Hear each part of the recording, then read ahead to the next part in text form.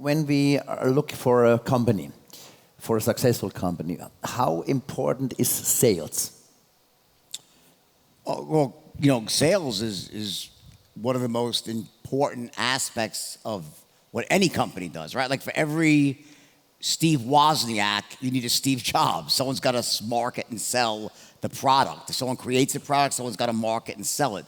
In fact, when I wrote my first book, The Wolf of Wall Street, right, it was bought by one of the largest, which actually I think it was German-owned. It was a Random House owned by Bertelsmann Group, right? And the CEO of Random House was this old line book publisher who'd been in the business for 40 years. His name was Erwin Applebaum. He was a big belly, right? And very sort of like a grandfather type, right? And he said something to me that really struck me as odd, that coming from this sort of man, very staid, not a sales type of guy. And he said to me, Jordan, I'll tell you one thing about the book business. People don't buy books. They get sold to them. So even in the book business, the CEO was aware that the books have to get sold, they have to get marketed. So while it's clearly not the only skill that's required in a business, it's an integral part of success of any business.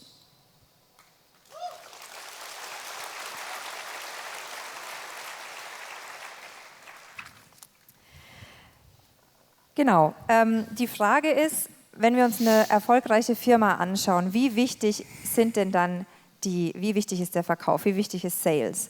Und die Antwort dazu, wenn wir jetzt uns mal Menschen hernehmen wie Steve Wozniak oder Steve Jobs, die haben natürlich super tolle Produkte entwickelt, aber die mussten ja auch irgendwie verkauft werden. Also man braucht eine Person, die diese Produkte an den Mann und an die Frau bringt. Als ich mein erstes Buch geschrieben habe, da wurden die Rechte dann vom Random House Verlag gekauft, sehr großer Verlag, den kennen vielleicht viele von Ihnen.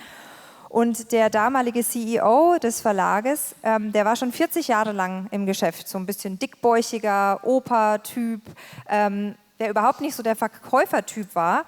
Und der hat mir damals was gesagt, was ich zuerst irgendwie seltsam fand. Der hat gesagt, Jordan, ich will dir mal eine Sache mit auf den Weg geben. Menschen kaufen keine Bücher. Bücher werden an diese Menschen verkauft oder vermarktet. Also sie müssen vermarktet werden. Und dieser Teil ist bei jedem Business, das erfolgreich sein möchte, einfach ein ganz, ganz wichtiger Teil. This is a really, really interesting sentence. People don't buy books, you must sell them the books. So we can move it to any other parts, to any other product. Yeah. I think it's one of the most important sentences here in this interview because in Germany, sales is negative.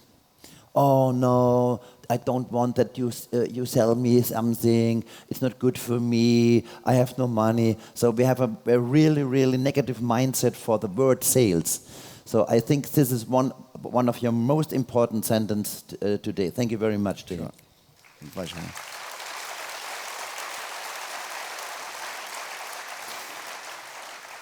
What do you think, Jordan? What is the most important part in the sales? Well, it would be difficult to say. Let me just add one thing to that before I answer this, is that just remember this, when it comes to sales, right? People don't like to get sold to. They love to buy shit. People love to buy, but don't want to get sold to. So when you're selling effectively, people don't feel like they're being sold to. When you're selling correctly, people do not feel like they're being sold to. They feel like they're being educated, that you're answering their questions, that you have their best interest at heart. And in fact, those are all critical aspects of a sale. Why don't you start with that? Why don't you start there? Give me 1 second. Sure. Genau.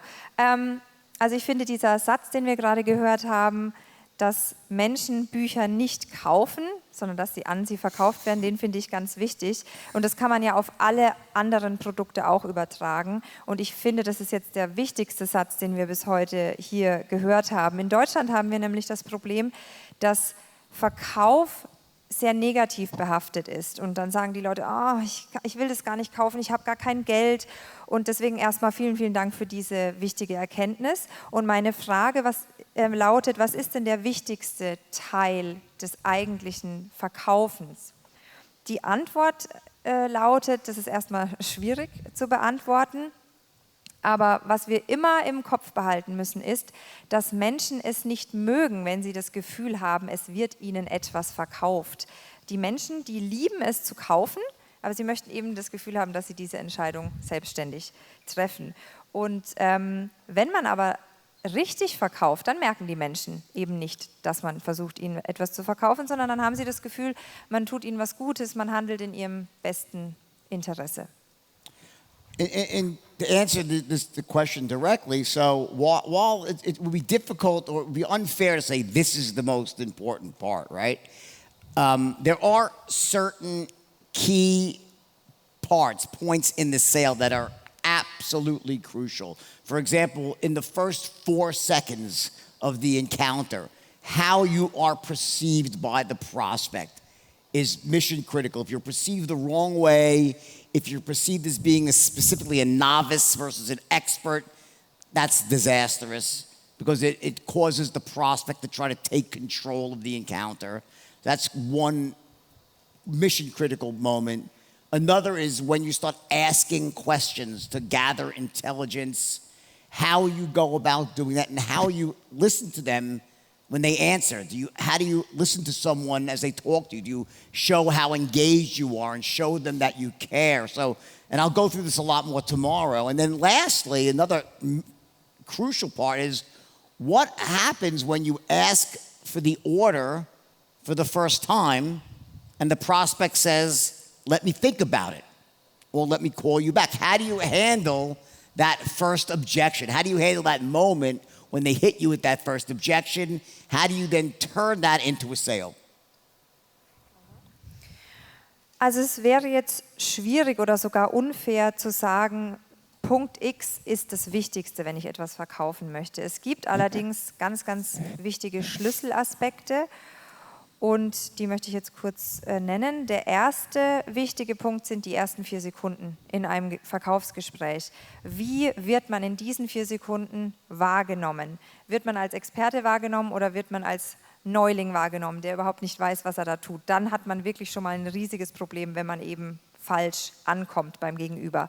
Der zweite ganz, ganz wichtige Punkt ist, wie man Fragen stellt und wie man auch dem Gegenüber zuhört, wenn eben die Person dann anfängt zu sprechen oder zu erzählen, dass man zeigt, dass man interessiert ist und dass einem das Ganze wichtig ist. Und der dritte ganz wesentliche Punkt ist, wenn man dann versucht, sein Produkt zu verkaufen und man bittet den anderen eben darum, jetzt hier bestelle oder was auch immer, kaufe das Produkt. Wie reagiere ich darauf, wenn mein Gegenüber sagt, ja, lass mich mal drüber schlafen, lass mich drüber nachdenken. Also wie reagiere ich in dieser Situation und wie schaffe ich es dennoch, dann mein Produkt zu verkaufen? So, Jordan, what is your tip? We have a lot of young customers here. What is your tip for young people, for startups, for entrepreneurs? To have new ideas? What is your most important tip for them? Well, it's always difficult to say, one thing, right? But I think one aspect of entrepreneurship that often is not discussed enough is learning how to go into a business or test out an idea and be wrong. You're going to be wrong more than you're right. As an entrepreneur, not every idea, every business that you try to launch is going to work out.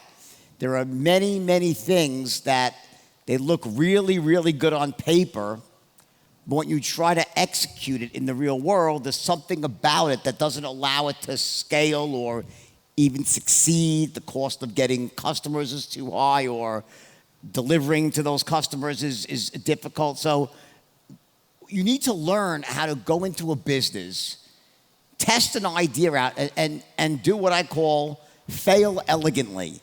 Meaning you fail quickly, you fail cheaply, and then you maximize on the lessons that you learn during your failure. because you learn a lot more from when you fail than when you succeed, right? And that's such an integral part of being an entrepreneur, is learning how to be wrong, protect your downside, because then eventually when you're right, then it's about scaling and doing all the wonderful things to grow and make a fortune, but you have to be able to be wrong as well.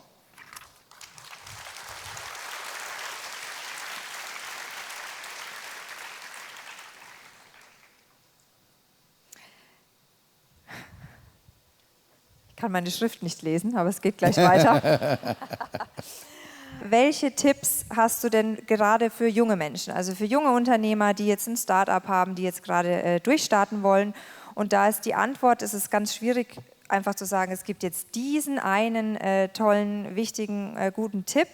Aber was ich unbedingt betonen will, ist, und was nicht oft genug besprochen werden kann, man muss lernen, ein Geschäft zu starten, aufzubauen und dann auch mal falsch zu liegen. Also ihr werdet alle öfters falsch liegen, als dass ihr richtig liegt. Viele Dinge sehen auf dem Papier ganz wunderbar aus und wenn man sie dann in die Praxis umsetzt, dann merkt man auf einmal, dass es alles doch nicht so einfach ist und dass es viele Schwierigkeiten geben kann. Aber ihr müsst alle lernen, elegant zu scheitern. Also wirklich...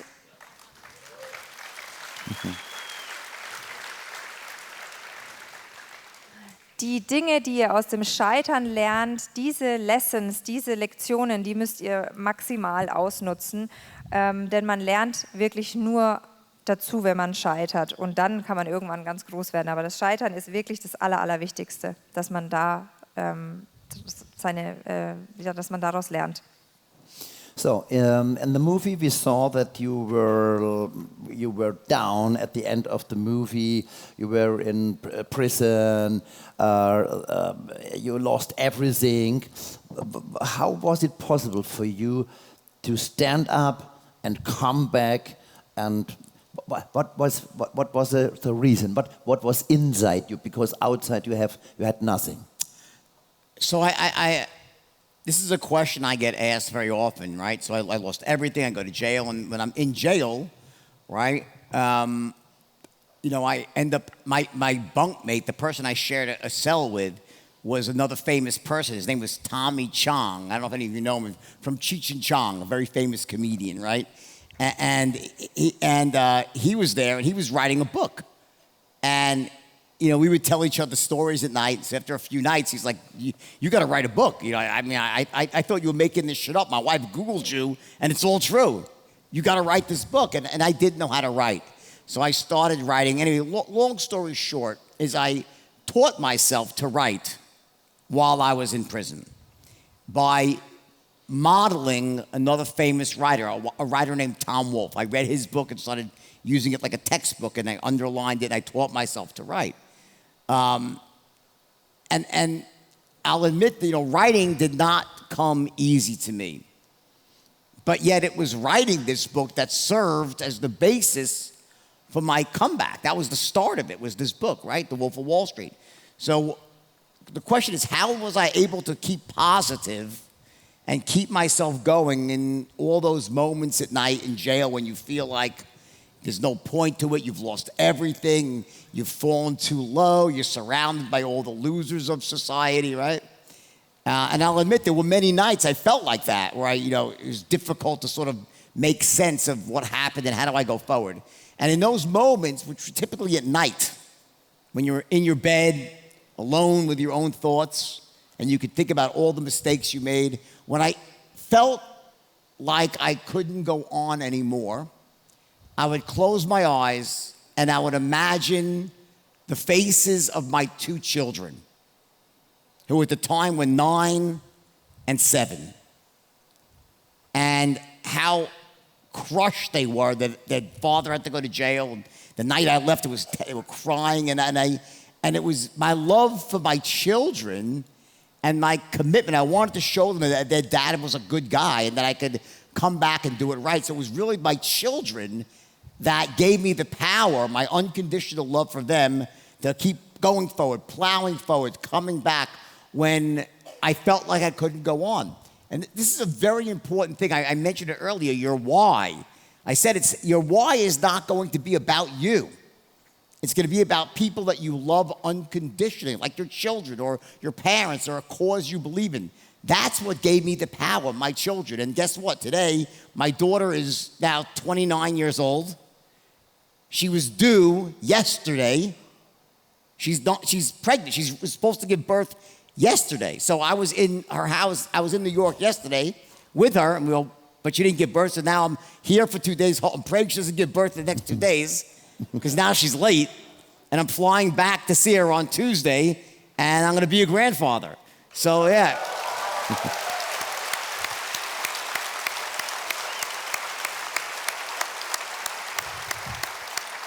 And, you know, my children now, obviously, today they look at me and they're like, they can't believe it. I'm their father, right? But I'll never forget when I was writing the book, when I got out of jail and I was still finishing the book. And then when it got sold to Leonardo DiCaprio, it was a bidding war between Leo DiCaprio and Brad Pitt. And when the news came out that it was sold to Leo DiCaprio and Scorsese, you know, and the whole world was talking about it, I said to my daughter, you know, my son, hey, what do you think? And she's like, I don't really care. I love you anyway, Dad, right? She made no big deal over it. But then a couple of days later, I walked by her room and I heard her on the phone with her friends. Guess what? My father is being played by Leonardo DiCaprio. And it was amazing.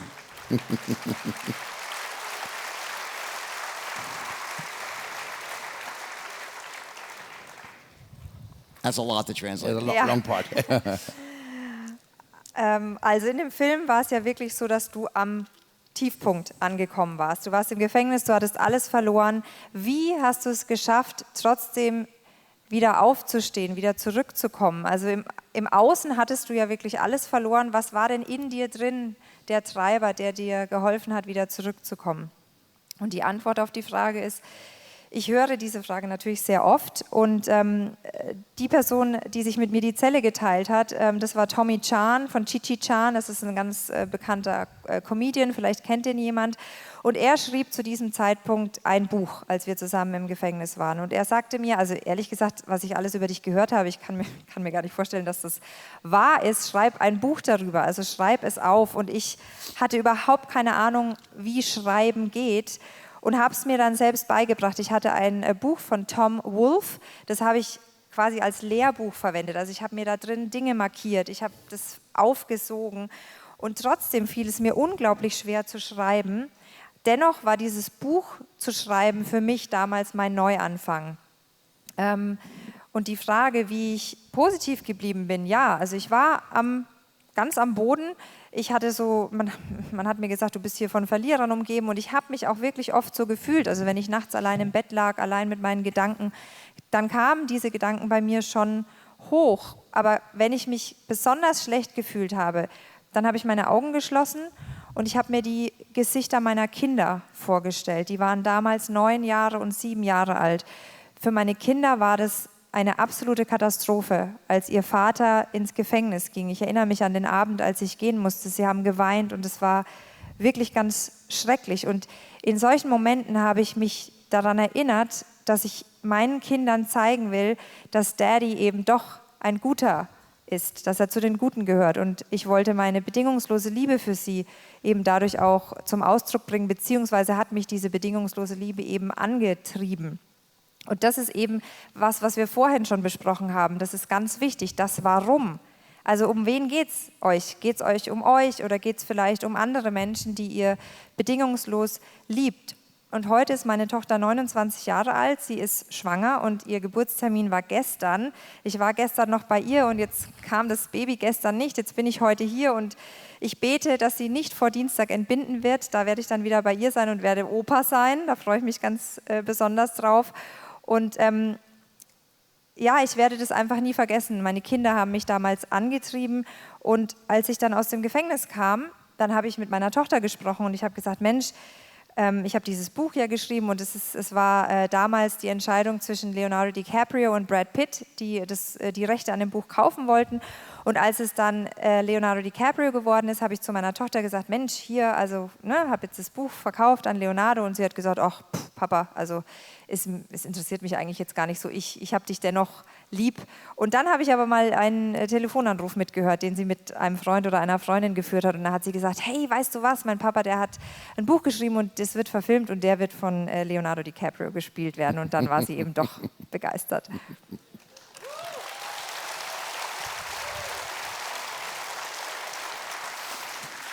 So I think it's a good time to come to the end, but give the auditorium one of your best quote or one of your best tips for the end of this beautiful interview.